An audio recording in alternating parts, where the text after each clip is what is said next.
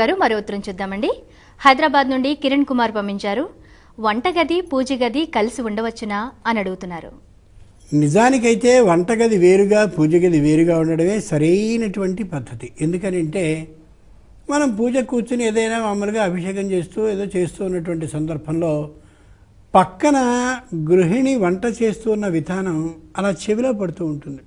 చుయ్యమంటూ ఉండడం, లేకపోతే సువాసన వస్తూ ఉండడం, ఇది వంట చేస్తున్నారనే ఆలోచన కలగడం, అది మనకి రుచికరమైన పదార్థం అనిపిస్తూ ఉండడం, అబ్బాయి ఇచ్చేస్తుందా ఇది సరిగాదే అని అనుకోవడం, దృష్టి అక్కడికి చెదిరిపోతూ ఉంటుంది. కాబట్టి దేవుడి గది వేరుగా ఉండాలి, వంటగది వేరుగా ఉండాలి. రెండు, ఎంత మనం జాగ్రత్తగా పూజలు చేసుకుంటున్నప్పటికీ కూడా వంటగది దేవుడి గది ఒకటంటే కొద్ది చిన్న ఇల్లనేగా అర్థం. నడుస్తున్నప్పుడు ఆమె కాళ్ళు మనకి తగులుతూ ఉండడం, లేకపోతే కొద్దిగా మనం ముందుకు జరగడమో కొద్ది వెనక్కి జరుగుతూ ఉండడమో, మనకి వాళ్ళు అడ్డుగా వాళ్ళు మనకి అడ్డుగా ఉంటూ ఉండడం అనేది జరుగుతూ ఉంటుంది.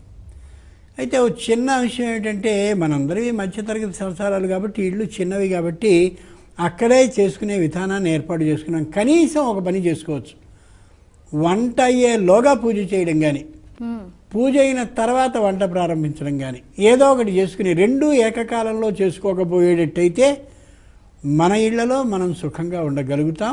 అటు ఆవిడికి అభ్యంతరం కలగదు, మనకి ఏ ఇబ్బంది కలగదు.